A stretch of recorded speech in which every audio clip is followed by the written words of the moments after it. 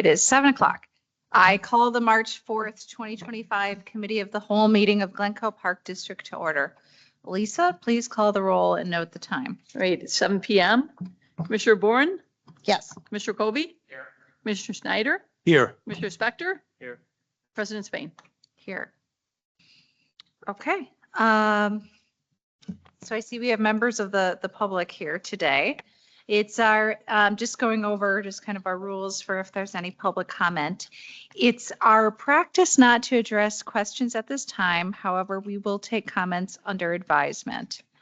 Is anyone here today looking to make any comments to the board?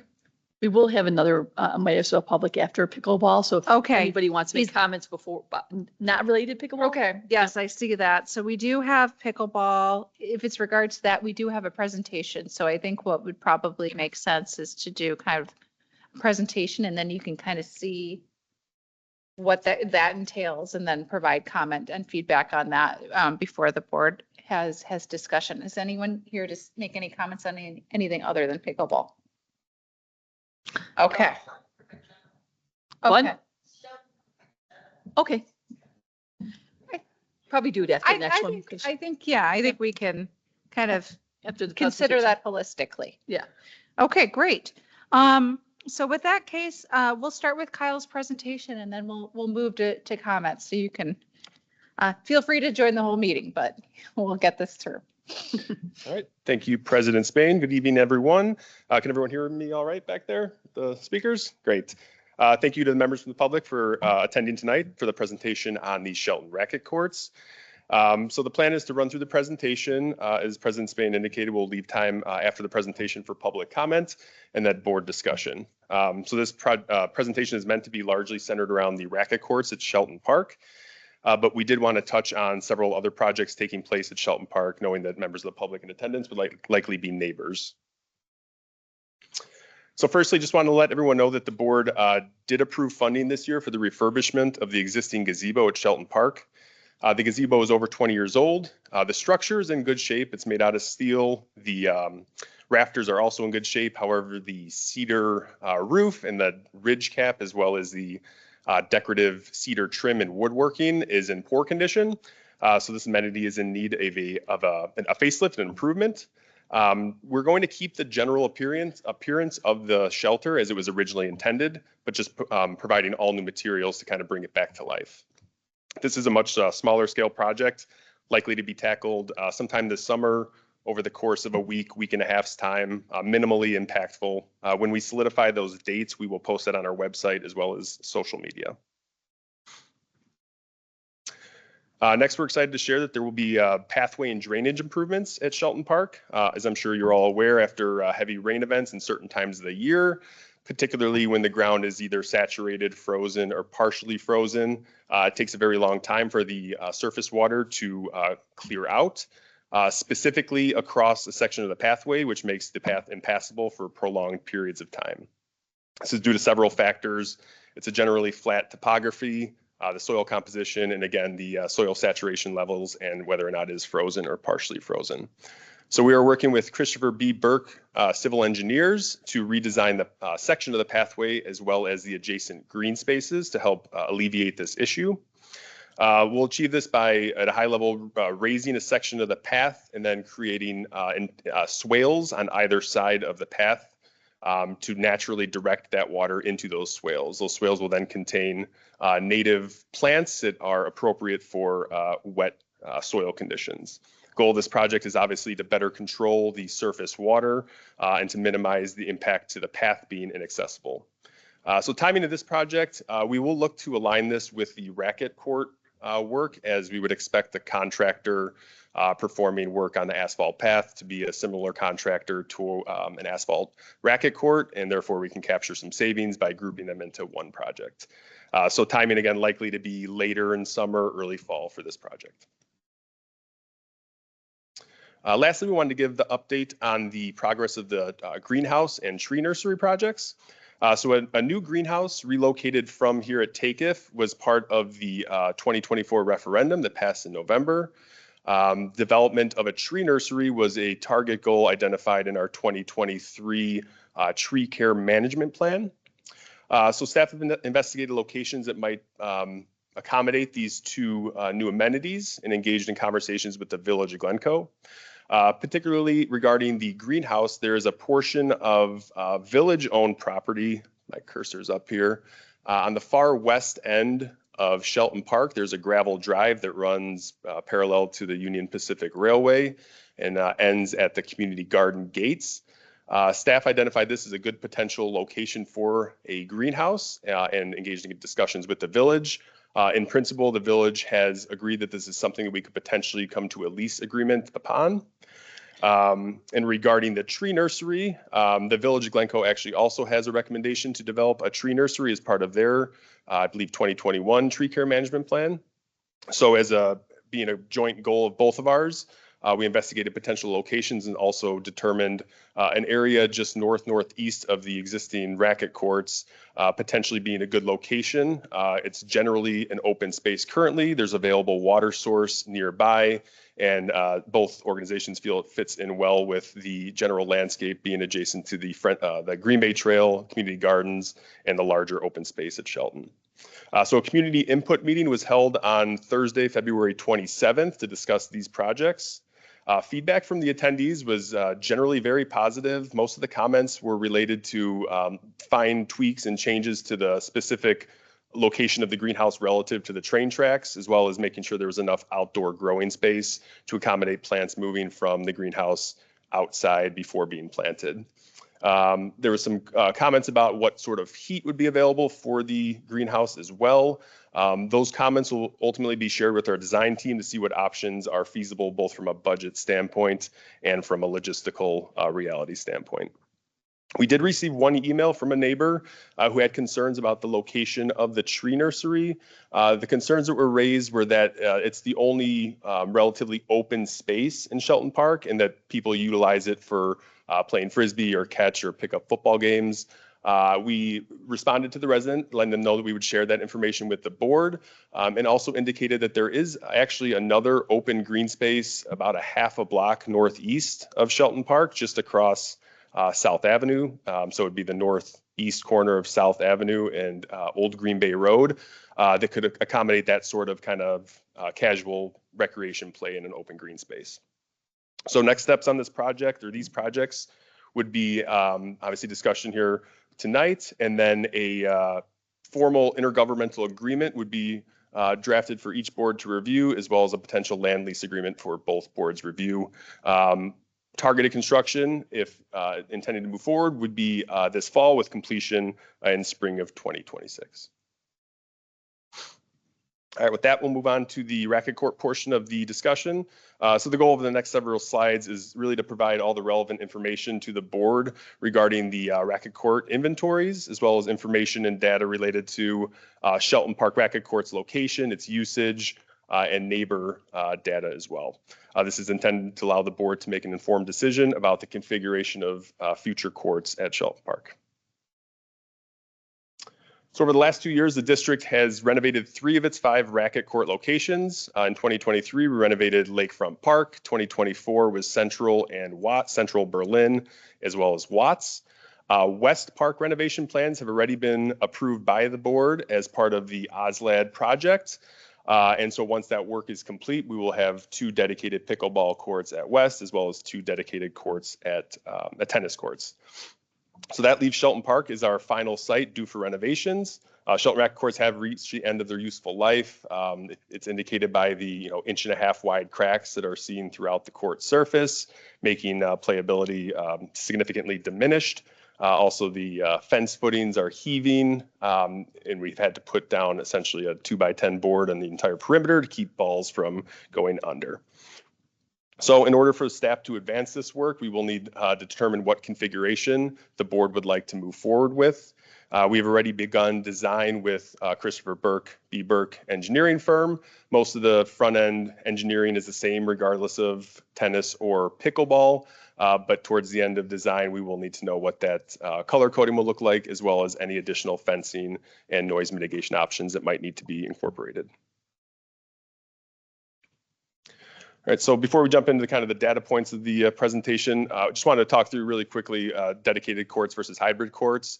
So dedicated courts obviously is just a court that is for only tennis or for only pickleball. Hybrid courts would be courts that contain lines for both pickleball and tennis. Last year during a similar presentation, the staff made a recommendation to the board to not put back hybrid courts at any of the renovated locations. This was primarily due to really seeing a rising instances of conflict between pickleball and tennis players on these shared sites. Additionally, there's concerns about monopolization of a court by either group.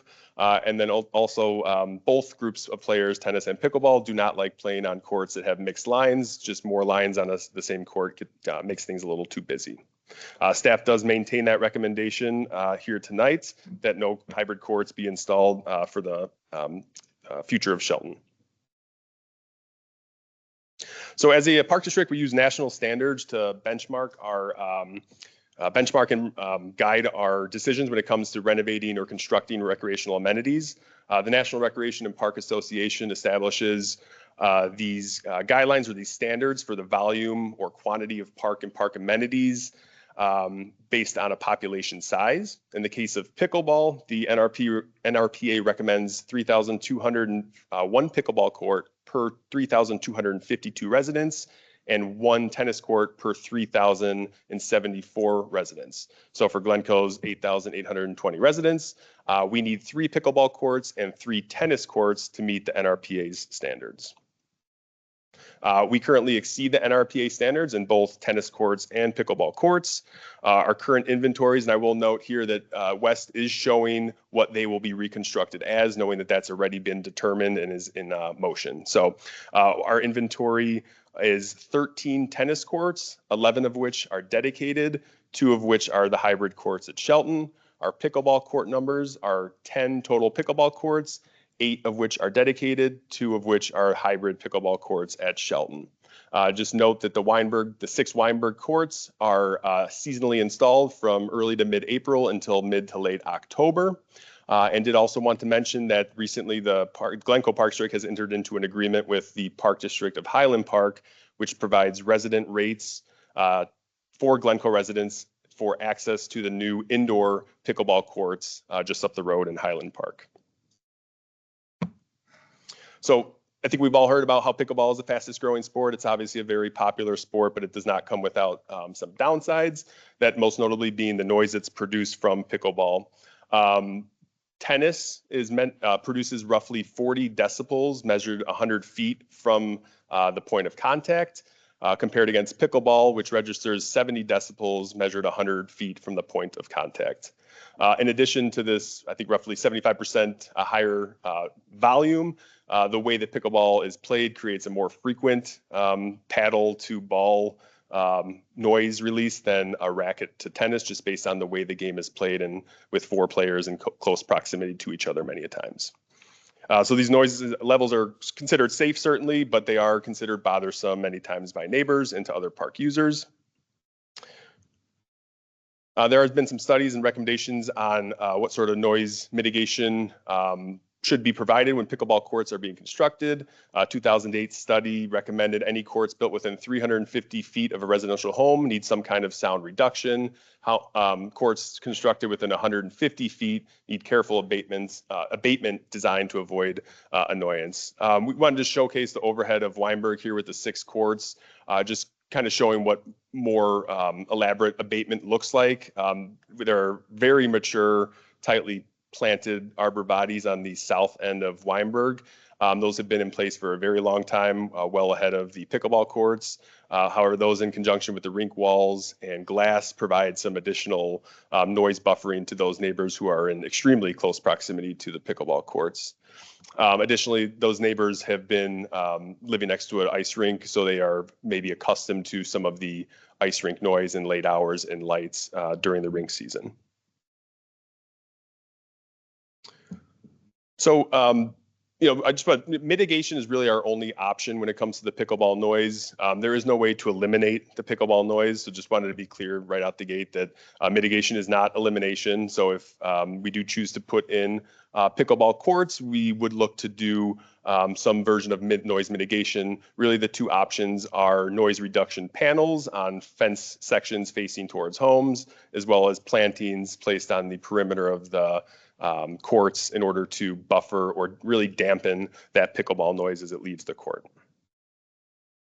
One of those products is Acoustablock fence. It's the most common noise dampening panel system that is used in this area.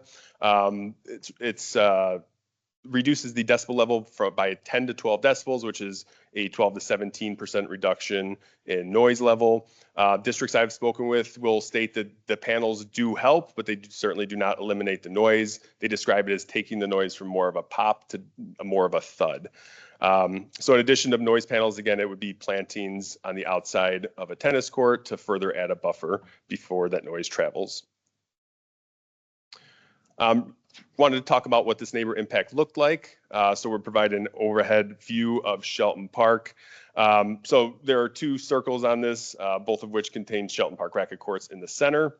The white circle indicates homes within a 300-foot radius measured from center court. The orange circle indicates homes within a 500-foot radius measured from center court. Shelton Racket Court has 23 homes within the 500-foot radius, 6 of which are within that 300-foot radius.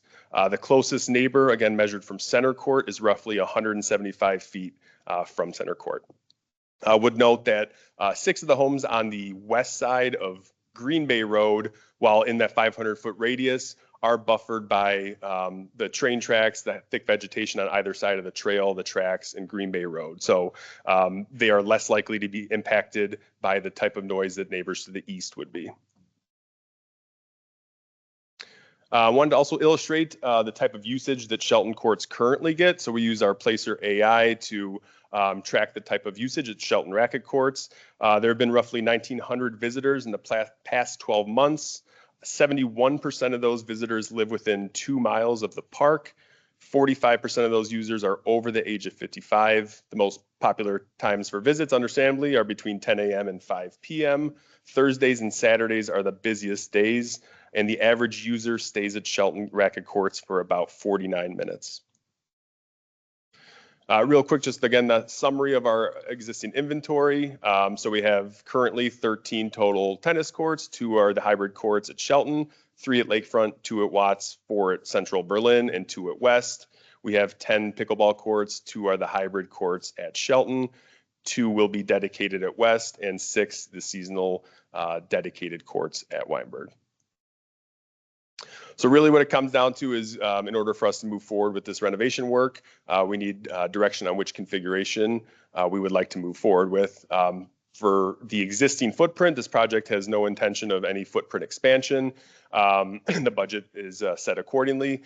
The 4 options that we could construct on the existing footprint are 2 pickleball, 1 tennis court configuration, 4 pickleball configuration, 6 pickleball configuration, or 2 tennis court configuration. With that, I'd be happy to go back to any slides as needed right now, or if we're going into community input, I can circle back. So, yeah, okay, great. All right, and just a reminder, comments are limited to 3 minutes. And you want to come up to the podium, we're happy to hear your comments. Yep. Yep. Come on up. My name's Jan Carson. I live at 323 Old Green Bay Road. And I have been in the tennis business for 40 years or so now. I don't think those are all the options. I think the reality of having tennis courts that are hybrid is a way to make it good for everybody except for the neighbors who live in the area. It's going to be noisy.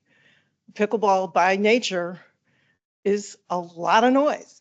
So I think there should be an option up there for 2 tennis courts with hybrid pickleball courts on it. I live there, I play tennis there, I play pickleball there. And to say, you know, it's only tennis, it can't be pickleball, I think you should leave that up to the people who want to use it. If the people who come there don't want to use it because it's got tennis lines and it's got pickleball lines, then they should go somewhere else. It's a great place to be. The people who play there are local people. People who walk their dogs through the park there are all local. And there's lots of places that are being built to play pickleball. I think to take the tennis courts out of there is crazy. There aren't courts close there on the east side of Green Bay Road, anywhere on the south side of Glencoe. I grew up on the north side of Glencoe and played, at West School. But to me, it seems kind of totally out of character to take the tennis courts away. And if I had to make a choice between tennis and pickleball, I'd say leave the two tennis courts as they are, keep the noise down, don't bother the neighbors. And then you don't have to worry about the hybrid lines. Thank you.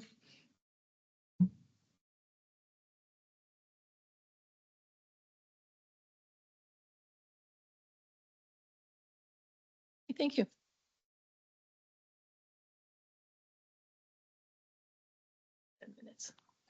Good evening. My name is Tom Freerman, and I'm a longtime Glencoe resident and the owner of a home at 449 Ida Place. I'm opposed to the construction of dedicated pickleball courts at Sheldon Park for the following reasons. One, the noise from dedicated pickleball courts is not compatible with residential housing. Your meeting presentation materials show that 29 homes are within the area impacted by the noise. Barriers and other buffers per your materials only slightly decrease the impact. The measure of noise impact needs to also recognize that pickleball is a constant noise over the time period of play, which I think you did say, from the paddle striking the ball in rapid succession, and also arising from the commonly enthusiastic and boisterous crowd noise from players and those waiting to play. Number two, the traffic and parking impacts from the dedicated pickleball courts is not compatible with the use by children of Sheldon Park. There are 9 spaces in front of the courts and 12 spaces closer to the park. Sheldon Park is very popular with children, and on a nice day, all the parking is used. Forcing cars to park on the street will add congestion to a winding section of Old Green Bay Road, which is already a danger for young children crossing the road to get to the park or cutting through to get to school. Number 3, the growth of pickleball has spurred the creation of new facilities close to Glencoe, thus obviating the need for Glencoe to construct dedicated courts. Your own meeting materials points out that the park district of our neighboring town, Highland Park, provides its residential rate for Glencoe residents using any of the 10 pickleball courts. In addition, I am aware of at least 3 other private pickleball courts, newly constructed really, with reasonable rates within 4 to 6 miles from Shelton Park, located in Glenview, the Max and Benny Center in Northbrook, and the old Staples in Highland Park. Number 4, participation in tennis has surged also in recent years, according to the U.S. Tennis Participation Surveys. Tennis is a much more compatible activity for a residential neighborhood, as not only does the striking of the ball and the racket make a much softer noise, but tennis is more of a quiet culture as opposed to the ball striking noise and cheering that is encouraged with pickleball. It would be short-sighted to eliminate courts from Glencoe as tennis continues its resurgence in popularity. Number 5, what makes Glencoe great, small town with a sense of community, also limits its ability to be all things to all people. In these days of great division in our country and the world, we should work harder to avoid creating a divisive issue in the town. Thank you. Thank you. Thank you. Would you like to make a comment as well? Nope. Okay. Excellent. All right. Well, thank you. I'd like to open it now up for board discussion and consideration of the presentation as well as the comments we heard. And I believe that we're looking to get consensus on a way forward to discuss for the next board meeting in 2 weeks. Correct. So ideally, we'd get any questions or additional information and ideally consensus tonight. So with that, if anybody wants to begin. Bart? Sure. So as I was looking at the packet a couple of days ago, one thing I thought about was I believe it's 71% of the people playing now at the Shelton courts are from within, I guess, a mile or so. They're Glencoe residents, but there's some that aren't. But it's heavily used by Glencoe and neighborhood people. But interestingly, I requested what is the split for the Weinberg courts, the 6 courts that we have, and it's something like 54% are from Glencoe, and so it appears that like 46% of the people using those are not from Glencoe. Then I sort of look here and I go, well, what would happen if you built the pickleball courts? Who's going to play there? Is it people in Glencoe, or is it people from surrounding communities? And it looks like it's changing. There's more courts being built elsewhere that we can use, but it's in flux. But my thought is, my thought would be, it'd be nice if you could wait for a couple of years to sort of see how the usage works out, or do a more detailed plan and look at where people are playing and what the mix is at Weinberg. But I sort of look at it now and I go, so if we built like 4 pickleball courts and got rid of tennis, which seems a shame, there's always been tennis there, about, if the numbers are the same as Weinberg, about half the time those courts are being used by people who don't live in Glencoe. So my question, I'm not comfortable with it, is do we want to be spending money to build courts for people from other communities to come play here? And then more so to the comments tonight, for the residents there, and I also didn't notice it at first, but the 300-foot line encompasses the 2 playground structures at Shelton Park. And it's like, if we have the pickleball courts there and only pickleball, half the noise that's coming and potentially bothering people on the children's playground or the houses around there is coming from people who don't even live in Glencoe. And there's something, building courts we don't need for pickleball and then having the noise be from outsiders seems inequitable. And I wish we could do better analysis on who would use the courts. But as I think that through and look here, I like Jan's comment where, why don't we just leave the tennis courts and have them be hybrid courts? If at some point we want to change that, then you can just repaint them. Can I ask a question to follow up on your comment and the comments before? With the outside residents, are we seeing basically like league play? So it's are those people reserving the courts from out of town, or is there a lot of activity, like, for example, where like a Glencoe group might play against, I don't know, a Glenview team, and Watts is kind of the place where they have like a league? Yeah, we don't have the data in front of us, but it does appear to be that's where more league play, or it is a very social game. So when you say that there's 50% coming from out of town, could be Glencoe resident friends that are coming to play with them. And we are part of like I guess a area group where they can see where pickleball courts are, and they can come and use them with other residents. So to say that it's, yeah, non-residents using it, but they may be a guest of residents. So we really don't have the exact data. We do know, do you have any other? That 54% is from the Placer AI, so it's just saying it knows that 54% of the people that come to Weinberg are coming from outside of a 2-mile radius. Yeah. And then to Lisa's point, we know that people come in to play as groups. They play groups and they could play league play. Yeah. They could, so we can't tell you exactly if they're friends with Glencoe residents or not, but would you lead to believe they are? I was wondering if Watts was specifically set up for that type of league play, Well, so that it would be potentially a more popular spot. Whenever you have 6 Yeah. courts together, you Yeah. get more league play. Mhm. So 2 people do that. We don't reserve all of them. We always have at least 2 open for free play. The reservations have gone down this year compared to the first year we opened, so it's hard to tell. Okay. Stephanie, I know you always have a comment, so I'd love to hear it. Well, just, I would like to say that a lot of the courts being built around us are indoor courts. It's not the same. Weinberg courts are not the same either. They're fun, but it's not the same experience as a dedicated pickleball court. So, also west, I think I look to you guys, but pretty sure the houses there are closer. That last chart, I can go actually. I believe they're a tad bit closer. We don't have it, but just as memory serves me, yes. And probably more of them. So as West well. has 30, so it has more houses within the 500 radius and the same amount within the 300-foot radius. So more houses and closer.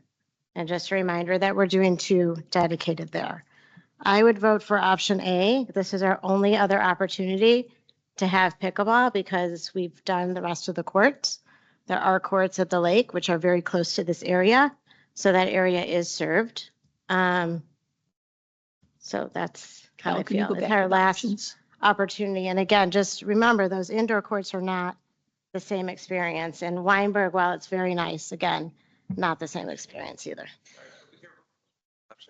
Option A is the two. Yeah. Sorry, I have it up here. So your vote is 2 pickleball. And Bart, did you have I'm sorry, I know you made some comments. Was there a preference among these options or what were you thinking? I was thinking the two tennis courts and leaving them as tennis courts or continuing the hybrid approach. Okay. I'm not a fan of the hybrid approach, only because I feel like I don't want there to be conflict between people who are like, well, I'm here for tennis, I'm here for pickleball. And I also trust our staff, but they recommend it for a reason, so they can go through with it. I'm not going to pick one yet, but what I'm going to do is I'm going to eliminate 2. I think B and C are, in my opinion, out of the question. I think if noise is really a concern, I would choose A if we're going to do pickleball because it's kind of closer to the train tracks. Don't forget, we have probably 30 to 40 times a day a very loud diesel train goes really close here. I live close to the train as well. I know I kind of don't hear it as much because somehow your brain tunes it out. But there are loud sounds there. There are parks, there are, events that happen there. But I like the idea that the pickleball is kind of further away and closer to the train tracks than it is, right up to the neighbors. But I think B and C are kind of recipes for that will exacerbate challenges that will come. So let's see what everyone else thinks, but I'm leaning towards A or D. If A, I do think that we should really hone in on what we can do to mitigate the noise. And that means if we want to build higher up block between the tennis court and the pickleball, I'll be all for it, but I think we should address that issue. And Bart, one of the reasons why I struggle with hybrid is that if people are concerned about noise, the hybrid, it effectively makes option D become option B really quickly. So if you don't like B, I don't think you want D with hybrid. At least that's my.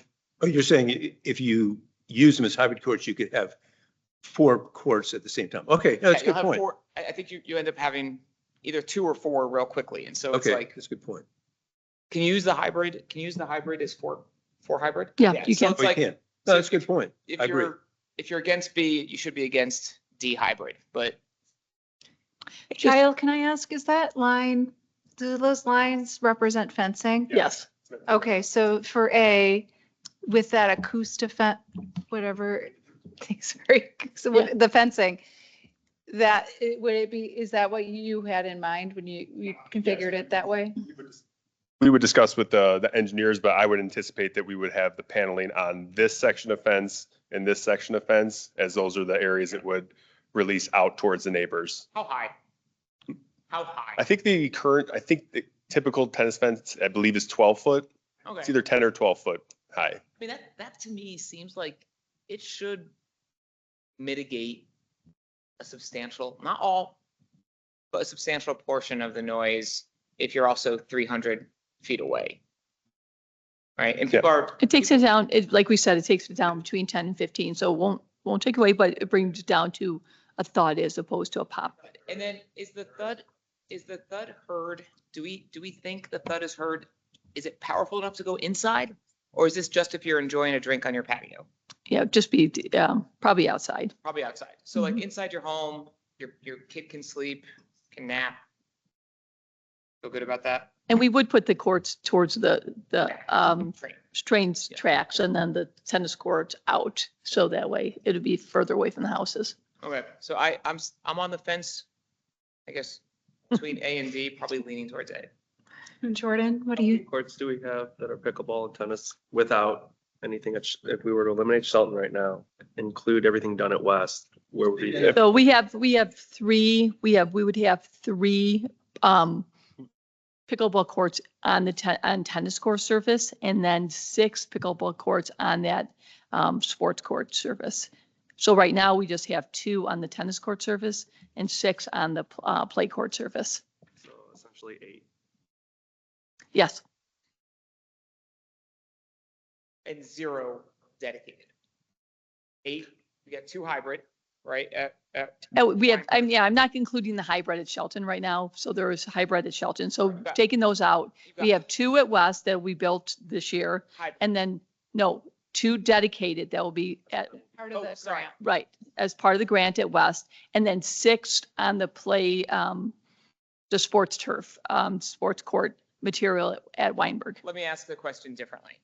Last summer, if you wanted to play pickleball in Glencoe, you would have hybrid paint lines at Shelton, hybrid painted lines across from Weinberg, right? No, Mm. we eliminated those last year. Eliminated it. So Yes. Weinberg. Or the board is did. Literally We dedicated repaved to it. just tennis, which is probably, okay. So you will never have across from Weinberg. Yes, and I asked, please Just don't turn- make comments during yeah. the board conversation. You will only have dedicated to tennis. Yeah, that board made the decision last year for both Central and the tennis courts at Watts Park Yep. are only tennis. Only Correct. tennis. West is going to be some pickleball, some Yeah. tennis. The beach is going to be just tennis. Just tennis. Correct. Yep. And, Central, right, Central. West, we didn't take any tennis out. We're adding 2 pickleball in. Thank you. Jordan, I'm leaning A, but I could also go D. But we have enough pickleball, I guess, to suffice if we went. But again, it's growing, so I can go A or D. I tend to agree with a lot of it, but I don't necessarily agree with. I mean, I agree like the gate, but again, you live near a park, you're going to get noise. It is what it is in one sense. In the other sense, understand the frustration of it. So I can go D. I can go A. I mean, I'm leaning toward A, just given that I know we've had discussions about pickleball for a couple of years now. And we have heard public comment today, but we've also heard public comment for a couple of years. This isn't that the first time we've had public comment about, and even including Shelton. We had a discussion a year ago where the this third or came up fourth. as well. And I think that with the configuration of A, you're most likely going to get people just coming to play, recreationally, not large groups, most likely, during daytime hours between the arbor vitae and the fencing, and the fact that I think that it's already up by a train that's significantly louder. I don't see this being a point where if you're a kid shouting and playing on the playground, that this is going to be a deterrent. I can't see my kids protesting about the noise of pickleball. I think maybe it's more of the relaxing adults that would prefer. I don't think it's a damaging level, for the kids playing on the playground.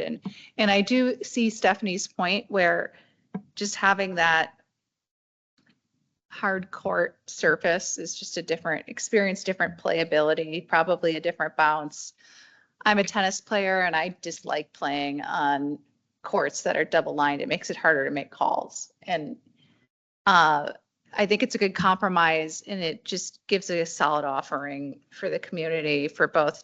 I mean, maybe it's slightly less convenient to go to Watts or the lakefront if you're in the neighborhood, or even biking over to Central, but we have to provide amenities for our residents, and we've heard from both sides, and there's a strong interest for both sports. So I think this A is a good compromise. So I guess we've heard I could go either way. So I'd kind of like to maybe kind of go around and see if anybody's views developed.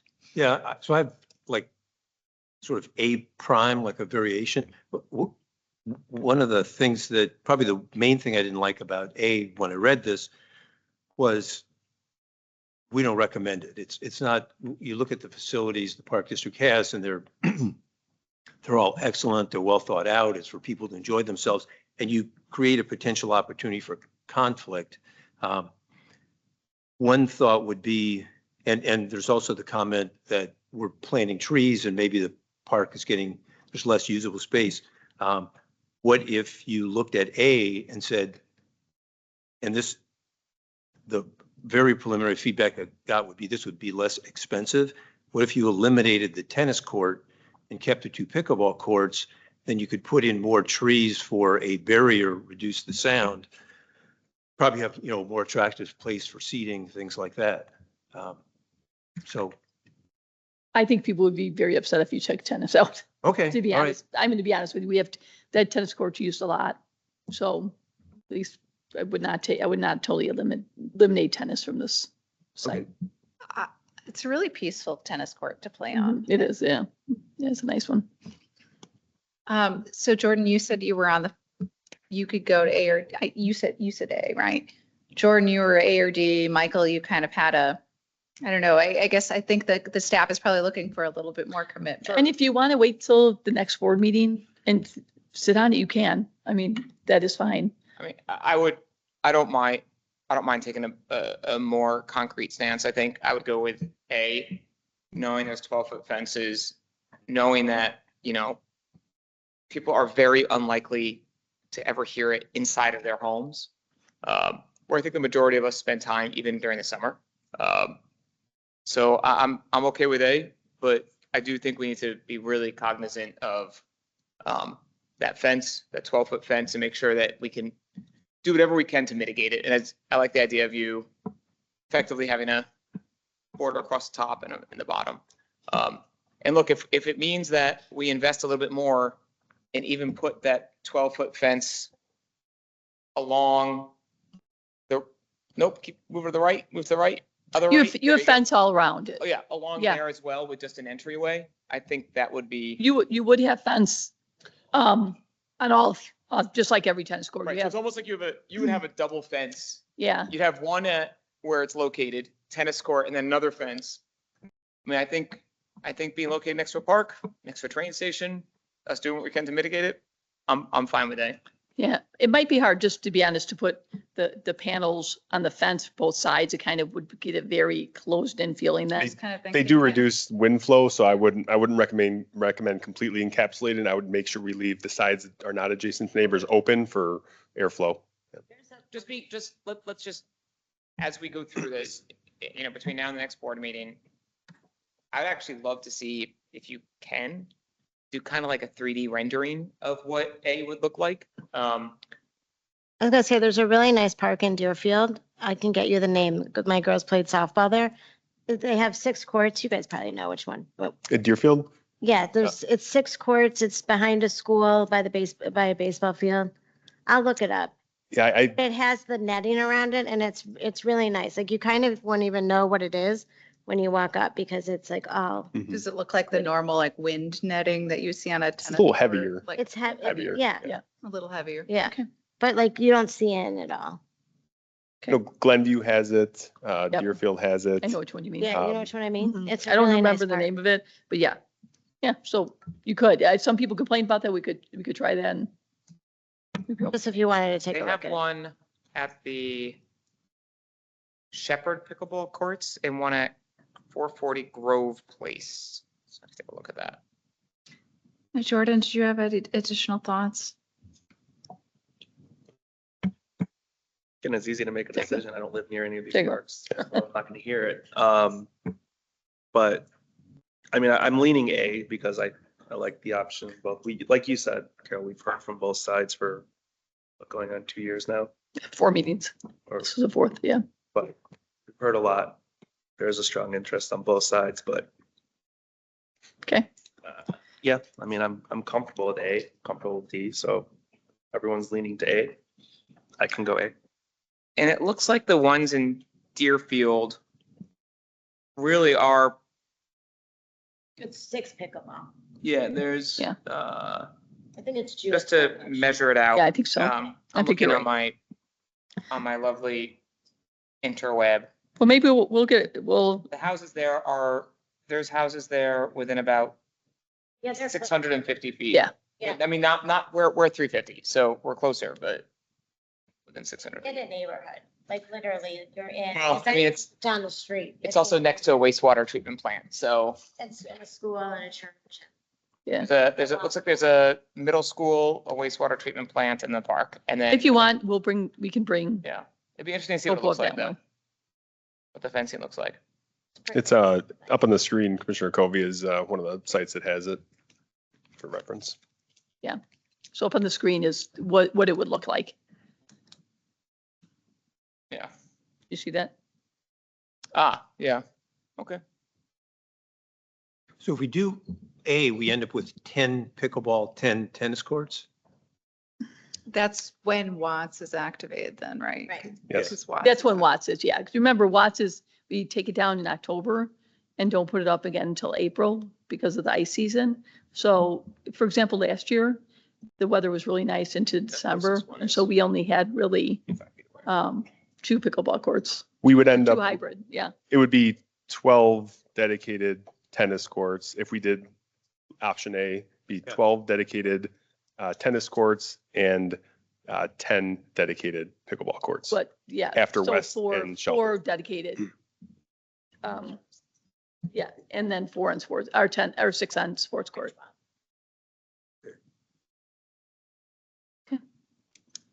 Okay, I think we can move on. We'll be discussing it again at the next board meeting. Yep. So if anything comes up between now and then, maybe just let the staff know. Yeah, if you have there's any anything. questions, please do. Um, Great, thank you. okay, I think Kyle, I don't know if you're going to stay up there or speak from your seat, but I think we're next Oh, we on can the agenda, we've got a discussion on the construction management services for the maintenance building and athletic field. By the way, we're Yeah. done with the discussion on Shelton for now. So if you choose, you can stay Okay. or, There's, I believe,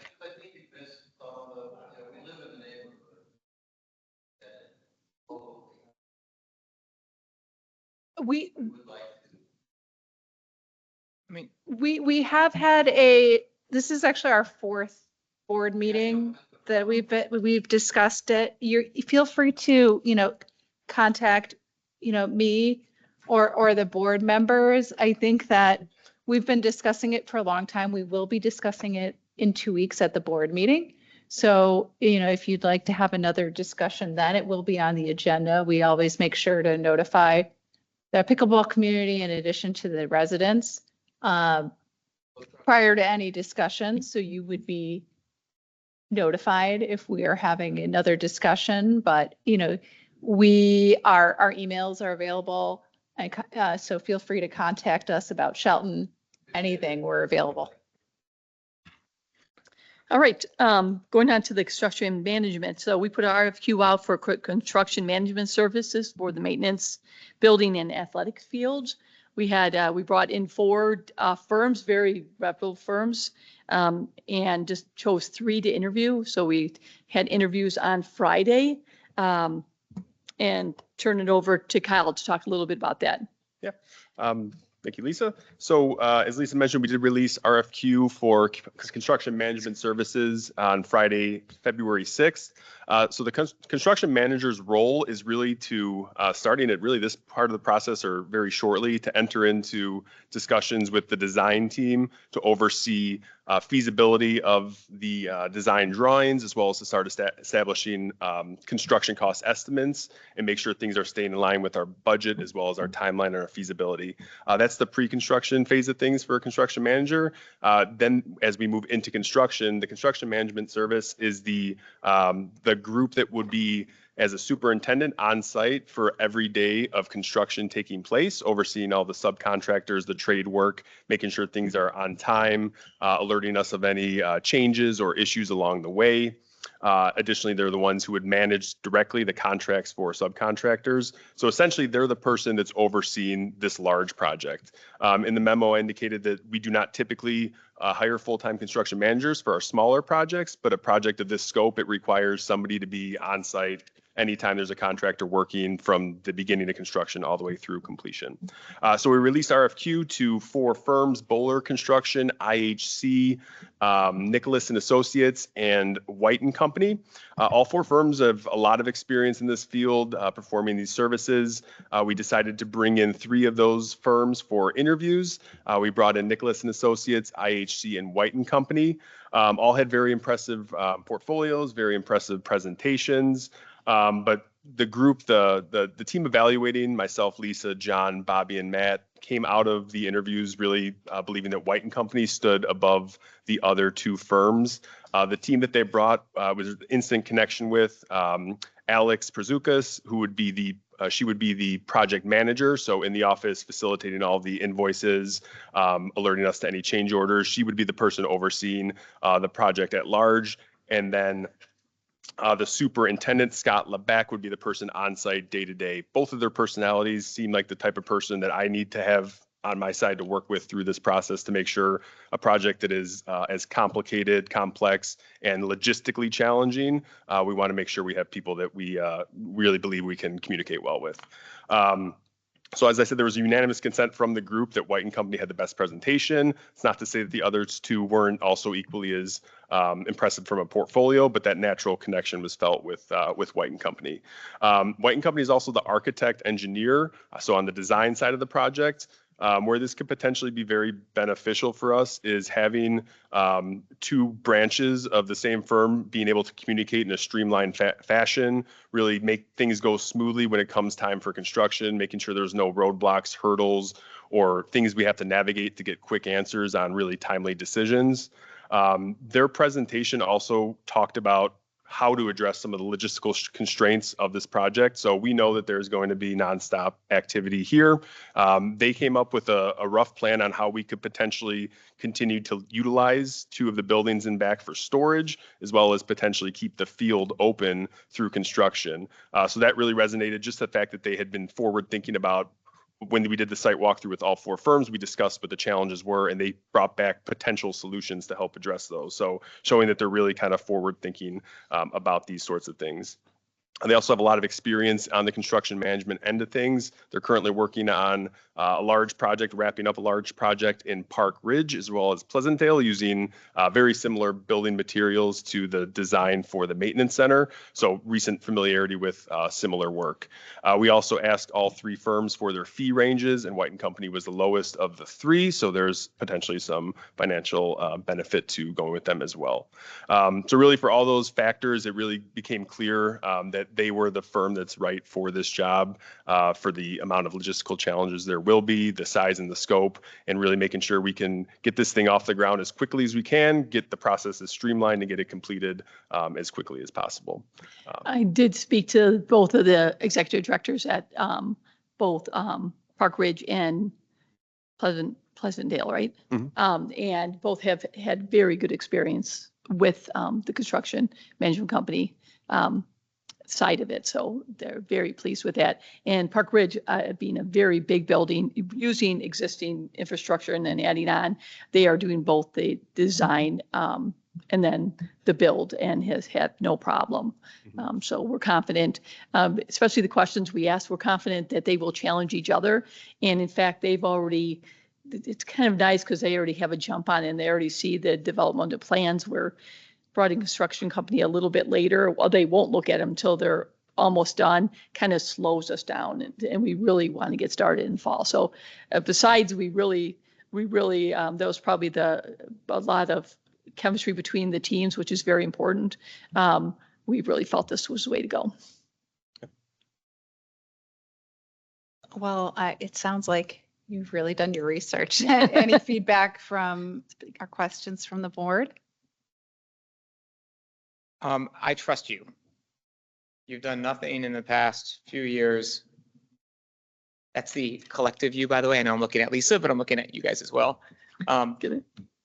And I won't disagree, but I will tell you my experience of having, there's pluses and minuses to having the same management firm and the same construction firm. And that is a lot of, oh yeah, we could do it this way. We could do it that way. So that's a negative, right? Like, hey, we can kind of slide something by that may not be exactly what we want. On the positive side, when you have honest and good people, when things do go wrong, they get it done lickety split. And I've had friends that have had architecture firms that, remodel their houses, and I've had friends that have different architects and a different remodeler, and there are pros and cons to both. Yep. If you guys have done your homework, sounds like you have.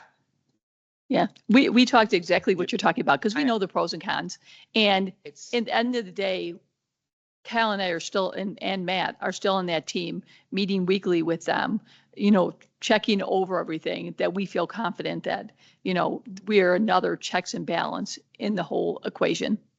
Yeah, I see that as my major role in that, triangle of people involved is to oversee them and make sure they aren't like trying to slide anything by. I appreciate that. And And so I'm sorry to cut you off. Oh, no, I yeah, you're appreciate good. that. No, it's not nice of me, so I'm apologizing, but I'm going to do it anyway. You have a full-time job that is not just building this maintenance center. And you're going to have lawns that need to get cut and greenhouses that need to get built and beaches that are going to have issues, but I trust you. You guys have done your homework. I'm fine with it, so I'm going to shut up now. But someone's got to keep an eye on them. And I don't know if we got a lot of capital improvements going on here. And we're confident we could do it. And Okay. we think it actually will be easier. We had some pain in the Weinberg, and we had to work hard on that. So we think it would be, this is the best way to go. That's what I was just going to ask you, because I remember there were two different firms for Weinberg, and I know that we struggled there with timing. Right. And so there was some pain points between the fighting between the construction management firm and the architect. So Would we do what we did in the past where we have like an incentive? I know we've done that on several projects where there's an incentive to finish and then a deduction if we don't finish on time. I have not entered in that part of, the negotiation on it. Yeah. The way it'll be structured is it's going to be a guaranteed maximum price contract and then a Right. percentage fee based on that guaranteed maximum price contract. So somewhere along the 50% to 75% construction drawing portion of the design phase, they will present to us a guaranteed maximum price contract, which then if we agree with the price would then sign. And that's the cost of the project, less any change orders that come up for unforeseen conditions like we've talked about before. So we'll know what that fee percentage is here, at the regular board meeting, and then we'll know what that contract price is come likely June or July. In terms of incentives, I don't know, we could probably talk more about that. I don't remember. We won't do it on this project, and to be honest, because the things that would delay this project are unforeseen, that wouldn't really, those that's incentives yeah. really wouldn't help us anyways. What we're worried about is MWRD, what's under, when we do soil borings, what's underneath it, when we start tearing things up, those won't be covered anyways. And so we're really confident in the plan that they have. In fact, all all the construction management firms, when we said this is our timeline, we really want to start mid-August and then get it finished by the beginning of summer. None of them thought that would be outrageous timeline. So that made us very happy to hear. It's only, they all said, unless there's unforeseen things. So MWRD is probably the one that scares me most that would delay it. And that's really out of anybody's hands What if is they that? become, Metropolitan Water Reclamation District. So they basically, they control all the stormwater management. So anytime you disturb natural space and turn it to pavement or impervious, you have to account for that in terms of stormwater detention. That's like the main thing that they do. So if we wanted to build a new 2,000 square foot building in the middle of the take-it field, we would then have to account for 2,000 square foot of stormwater detention because now that water doesn't go into the earth, it's disturbed and redistributed. So there are permitting challenges with all projects when you trigger MWRD in this size project scope and the type of site that we're working on that's potentially. a lot of times it's just delay on their end. If they have a lot of projects coming in, they just don't move things along as fast as we would like. And we have no control of that, nor does our construction manager. But White does have a very good relationship with WMRD. We know that. So we're confident in that too. So we're pretty confident on the timeline. Good discussion. Anybody have any other? No, I'm very comfortable with it. Okay, yeah. Okay, thank Great. you. Thank you. So we have consensus of that's it for approval next meeting? Yes. Okay. Okay, so next on the agenda is discussion of the Glencoe Junior High project stipend request. Great. Every year, GJHP submits a stipend request for aid to do their program. So I put the information in the packet. They requested 7,000. Just give you a little background. Last year, the board awarded them 5,000. And the aid would be for their after school program. So it would not be for their theater program or anything, it would just be for that after school program and their civic engagement programs. They are in good standing, so it's we have put 5,000 in the budget, the draft budget, but it's up to the board for discuss what you would like to do. So GYS didn't They did not submit. submit, Um, surprising, right? yeah, we don't go out and beg them Mm-hmm. to submit. We wait for them to submit. To be honest, we don't call them and say, hey, you haven't submitted this year, so we expect that if they would like funds, they would have to submit something. It's the same time every year. Not to say they won't, they may still submit, so I'm not saying they're not, but they have not yet. Okay. So they're requesting 7,000. Yes. And we have put a placeholder of 5,000. Correct. I think this is like they always request 7, I think, and we usually end up at 5. And we have to remember that we also pay for their building. We do not pay for this building, we pay for Yes. JYS. JYS. The I school, always the forget. GGHP is the in-school program that they offer is totally funded by the school district. And then they have, we put their treasure report, they have a pretty outstanding fund balance right now. But we do not fund any of the theater program, or anything like that. Does anybody feel the need to go over 5,000? And my only comment would be, I like the 5,000 number, but would you want to inflation adjust it? So whatever that would be, 5,250 or something like that. Remind me, because I think we used to do 10. Yeah, we've gone down. Gone down. We've I gone know down that. because I think was based on the fund balance and, Yeah. what they have in fund balance was their need. So yes, you're right. Probably, 10 years ago, we did 10. Did 10. Yeah, Because we and did then- 10 for each. Yes, and then we've gone organization. down every year since, yeah. And I know we went down because we looked at their budget and we also have competing programs with them. So it's smart that this year they said it's not for the theater because we directly compete against them. So I know that's been a discussion in the past that kind of bothered us. I'm fine with the 5 because we did that last year. if they have a healthy fund balance, which we see, I don't feel like we need to go up. Yeah, it seems like their financial position is improving. They charge a lot for their theater. Yeah. Oh, I went to a Probably one of their biggest funding mechanisms Yeah, for the for other sure. stuff, right? Yeah. Mm-hmm. I kind of, if they'd seen them have inflationary fiscal stress, but it seems like they are benefiting from higher interest rates. If you look at their investments year over Yeah, year, exactly. I think that's, I think that is offsetting yeah, any sort of inflationary. I'm good with 5. you're correct. Yeah. So, I mean, if you look at their assets, right, the investments went up substantially and their net assets went up substantially.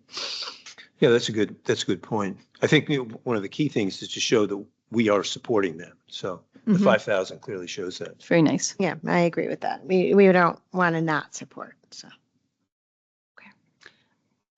And Michael's very correct. GYS, we do provide them the warming house for their teen center. And we also budgeted money again for improvements to that facility, which we have done every year. So indirectly, we are supporting GYS also. Whether or not they submit a stipend request.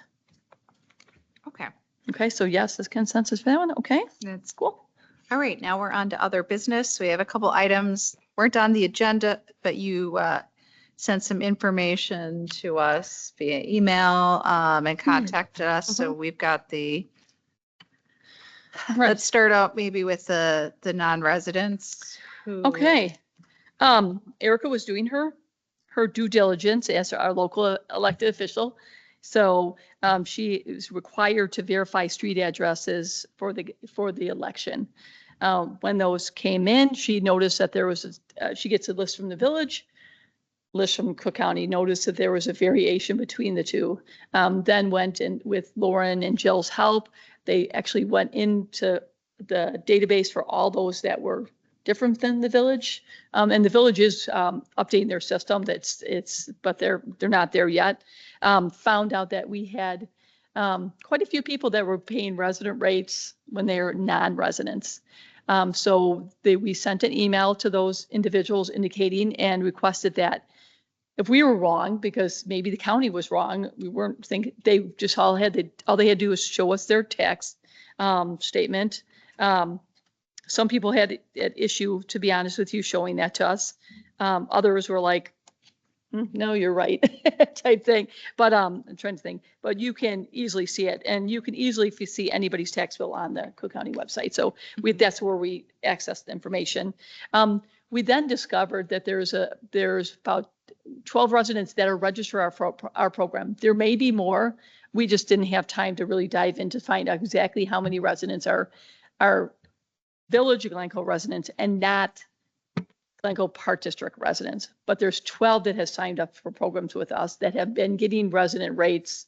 And when we contacted them, those were the most vocal individuals. They didn't understand. Maybe they didn't understand there was a difference between, I'm going to give them benefit of the doubt, difference between Village and Park District. Maybe they thought all along they were paying taxes to us and maybe it was a surprise. So they were, when we said, no, you are paying taxes to the Winnetka Park District, Winnetka schools, but the Village of Glencoe, they requested that they still be honored the resident rates. At that time, I informed them that that is a policy of the park board and I cannot make that decision, that I would have to bring it to you. They requested that I do so. They said they feel that because they pay taxes to the village and there is partnerships between the village and the park district, which there absolutely is. One brought up the example of the road going down to the beach. We absolutely worked with the village on that project because we both had things to gain for that. The village needed access to their water plant. We needed access to the beach. So it was in the best interest of both parties to work together on that project. And there's other times that we totally fully paid for the like the retaining wall project. There's a big part of that we paid totally ourselves and they just pay the road. We also do shared services with the village. So mechanical work, and then they do our mechanical work, we mow. So there's always a balance. So the village doesn't really give us anything money outright. We do shared services together. So that was the request, if we could honor resident rates for anybody who pays village taxes. When you really dive into the spreadsheets I showed you, it seems that most of the people, I would have thought it was camp or something, most of the people are doing beach, ice, fitness, seems to be the biggest facility use for these residents, so. Yeah, I have a couple thoughts Yeah. on those particular facilities. If I understand correctly, those are facilities that may barely break even. And I mean, we charge a fee for the beach for part of the year. Correct. Not all the year. Not only year, only about 25% of the time do we charge a fee. Yeah, so those are largely, we're able to offer those services because of the taxes that our residents are paying. It's not like a program that's mostly covering its costs. And so also the differential between the resident and the non-resident isn't very significant. Correct. And also all of those services are offered by the Winnetka Park District, so they're not lacking an option for beach or ice, maybe outdoor ice, but Correct, right. yeah, so, and they've been receiving these services for a while. So I guess it doesn't seem particularly onerous to pay a higher rate or like, I don't know, burdensome. But love to hear what the other, I don't know, did I cut you off? Did you have more Nope, to that's say? it, that's it. Okay. Nope. Are they paying all their taxes for the residents to Glencoe, or they're paying it partly to Glencoe? No, they're paying the village of Glencoe taxes, and then they're paying taxes to the Winnetka Park District and the Winnetka School District. So they're on this weird street. Oh, okay. We're not getting any So of weird. their tax dollars. We had none of their, Okay. the village does, we do not. So that's interesting. So they're How paying is it even- taxes in Yeah, Glencoe. I don't understand why. It's a history of Hubbard Woods and how they split the baby years ago. We don't have to dive into the rationale behind it. It's just those are the facts. Right, but I've read things about this street, but I assumed that, And we've seen videos of those streets. Yes. yeah, Yeah. but I assumed that it was, so you could be a resident in one And and a pay, different Park District resident in Yes, another their on the borders in the are same- not exactly the same. And then it's usually around Scott Avenue is It's- where it is. Very strange. Yeah. So they're probably getting resident rates in Winnetka. They absolutely, They should be. they can get resident They rates. should They be. pay Okay. taxes there, yes. I have Correct. just one quick question that's going to, I think, help me decide the future of this. When they go into our system, and Erica, maybe this is for you, or when they go into our system and they register, do they have to pick resident or non-resident, or does the system default them to resident, non-resident?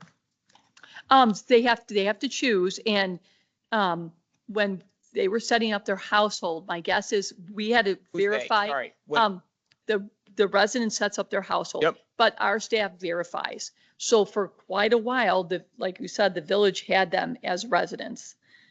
So now Okay. the system, technology, do whatever you want, finally caught up to it, I think. So it's not necessarily that these people did anything nefarious. No. Okay. I'm not saying, I don't know either way. I'm not So- accusing anybody. I don't know.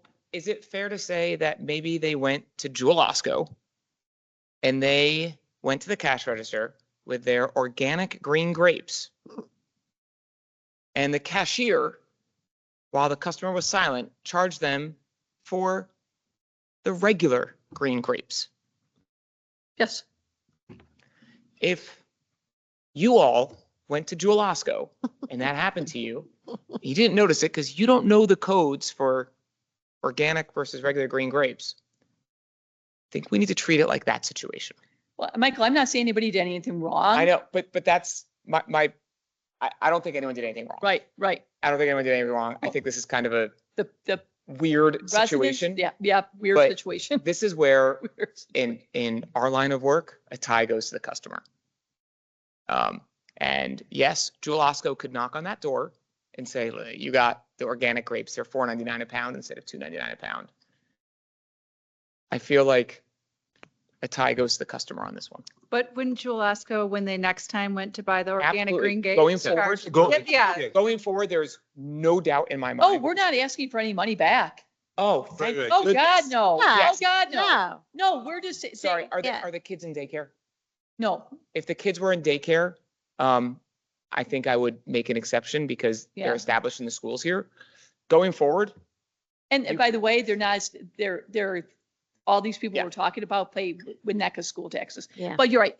I checked that too. I made sure no one was in our daycare camp. There was, I believe, not these residents are, none of these ones, the 12 were identifying, maybe the ones. But no, we're not going to go back and charge anybody. What we're doing, what we I told them thought you is that, were, and I was like, oh, my God, no. No. please don't do that. No. Oh, God, no. Yes, the question is we have registration coming up, and are they going to be treated in the, now that we know that they're non-residents, are they going to be treated as residents now or non-residents is I the would- question for those ones that pay the Village of Glencoe taxes. As a parent who is a planner, and I know where I'm going and what I'm doing and where my bills are, registration's next week. Again, it's all the people, I'm just giving the facts. I don't Okay. care which way you go. They're for beach passes and ice rink. There was no one on this list right now. Now, I don't know what they were going to register for next week. I can't read their minds. My personal preference is next week, they act as Glencoe residents. And then after that, we say whatever the next for the fall is. Next week is registration for what? Is for what? Is for summer? Spring, summer? I So would that could say be day camp, it could be beach passes, it could be anything. let them enjoy one more hurrah and then cut them off. I would But- do that. Right now, they were notified that they were cut off already, right? Yes, we told them that they have to show proof that they're residents to get resident rates. I am- approval. I'm But I said okay. I'd bring it to the board, so the board can make a decision I'm okay. for this group. I mean, Well, we wouldn't make the decision until the March 18th board meeting, which is after registration. Right, and what I told the residents is if the board chose to do that, we would refund them the difference between non-resident and resident. If the board choose to say they're still residents, we would refund them.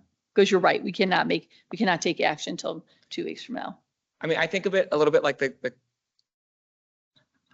tie goes to the customer on this. Like, and I could go back to I'm thinking like credit card regulation where you can't change someone's credit card benefits without giving them 6 months notice. So I feel like a week's notice is not, or 2 weeks or whatever it is. I'm okay letting it go this time. But look, I'm just one person. We do not have to agree. I don't really feel a lot of sympathy here. I don't think the resident, non-resident rate difference is that great at the beach, and there's multiple beaches in Winnetka. There's lots of beach access. Here's, And ice. ice. They have an ice rink. yeah, they have an indoor ice rink. And I have a hard time, frankly, believing that if you're also paying to Winnetka School District, that you aren't aware that there is multiple jurisdictions. Maybe they really thought they were Glencoe, but I tend to agree with you. Their main I argument, think, their main argument was that because they're village, they didn't say any of that, but they said their main argument to me was because they pay village taxes and we do shared services, and some of their tax money from village goes into the park district. In their mind, that's, Well- so just to let you know. also, Just they that's the don't pay Winnetka taxes and they benefit from shared services in very true. Winnetka. So it goes Yeah. both ways. Yeah. I don't think you can, Right. no matter where you are, Yeah. you're going to pay for the same roads, police at events, all of those things. It's just coin flip. I don't know whose taxes are higher, but it doesn't even matter to me. That argument just doesn't cut it. I'm a Well, lot more. what I recommend is don't make a decision today. Think on this. Just gave you this information yesterday. I'm sure some of these residents will come to the board meeting and would like to see a conversation at the board, because I just gave you this information last night, but I wanted to make you aware in case someone did come to the meeting today. And, please continue your discussion, but I would also have a discussion on. I don't the want to 18th sound from the- like I'm heartless on it, but I feel like it is what it is, and they pay taxes for the park district there. The village also, they split their, again, that doesn't mean we need to get our money back, but I'll stand alone. I would I'm even okay with it. say, like, just from here on out, it goes back to, they don't get the resident rate. It's Well, not a that's what- substantial difference. No matter, the question is, I think we all agree, we are not going to go collect money from them from the past. Correct. That was but- never up for I discussion. think we all agree there is going to be a point in That time, would be- there is a point in time where we say you are no longer eligible for resident rates. The question is, what is that point in time? Is it, For me, it's like today. for you, it's today. Yeah. For you, it's today. For me, I'm the customer guy. I am happy letting this go a little bit longer. If you made plans, I also, let's just put this in perspective. We're probably talking no more than $500 total. Less, way Like, less. So Yeah, it's, why can't this they- is, to me, this is a, It's if they sign up for camp or not. I guess if they're But this signing is- up for camp. this that would is, be the this is rate. a philosophic debate, Right. not one that's going to impact our things. And I think we have an opportunity to be the nice guy. I would take it. Yeah. For $500, I would take it in a For me, heartbeat. it's But principle, but I we can agree. vote. And If they have Yeah. kids that are going into like daycare or camp or whatever, yeah, okay, fine, I could let that. I'm not This is- completely heartless. I can let that go, but like I'm going to go to the Beach. bathroom while you guys. I'm not completely. fitness center, all that stuff, like.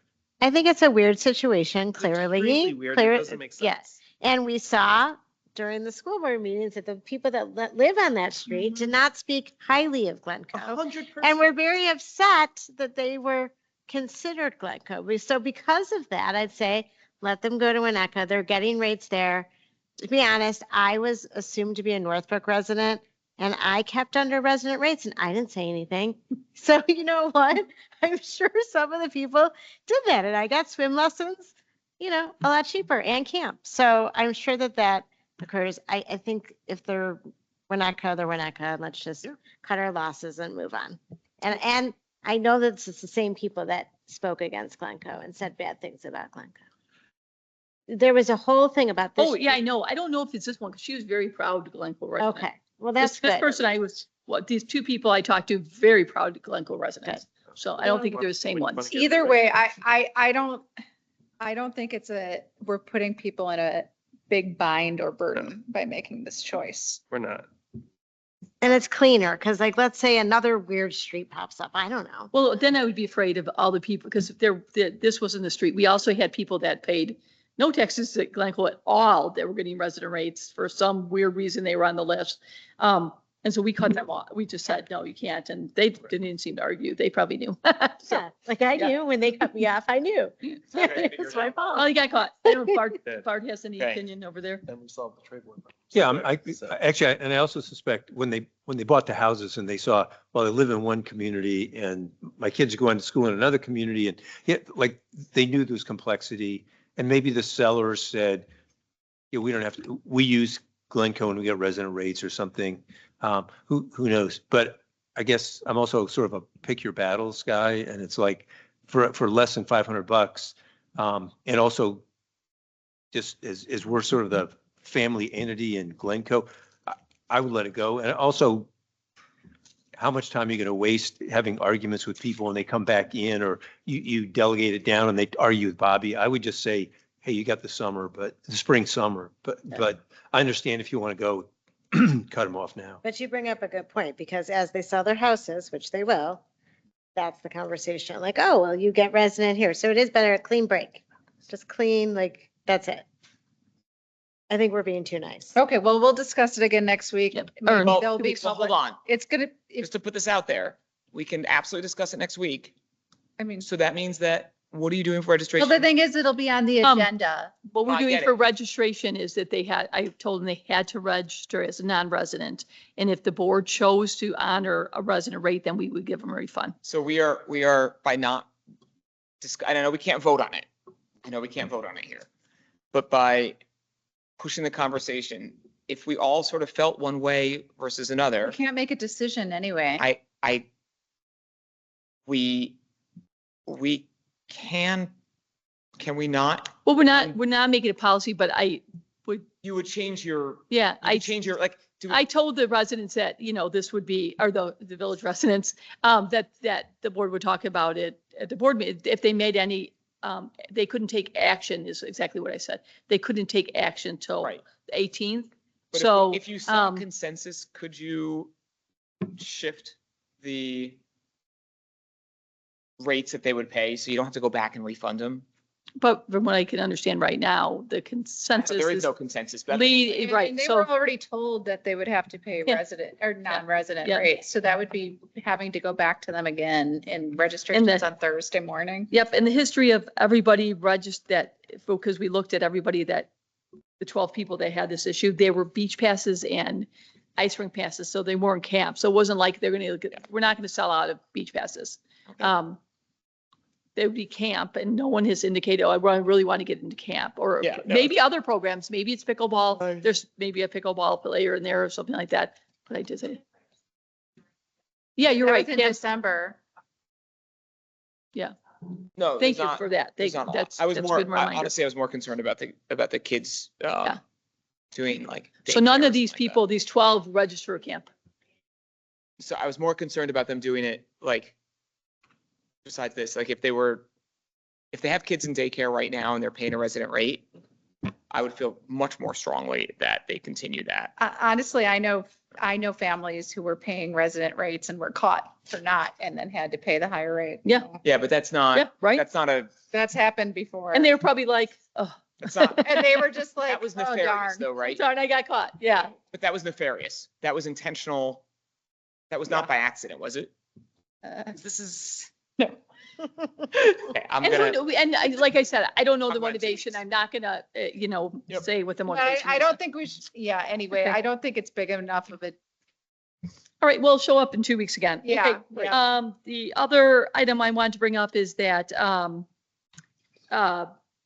House Bill 3685, you probably got a lot of emails in your box. I just wanted to let you know that's because we talked about before, a letter was sent to all of our representatives and some of our representatives that don't just do us, but maybe are in the Rules House, to voice our displeasure. We had a meeting with Representative Kat Small, with other local or North Shore directors about our concerns. And I don't think at this point she's pulling it, but we might affect some language change.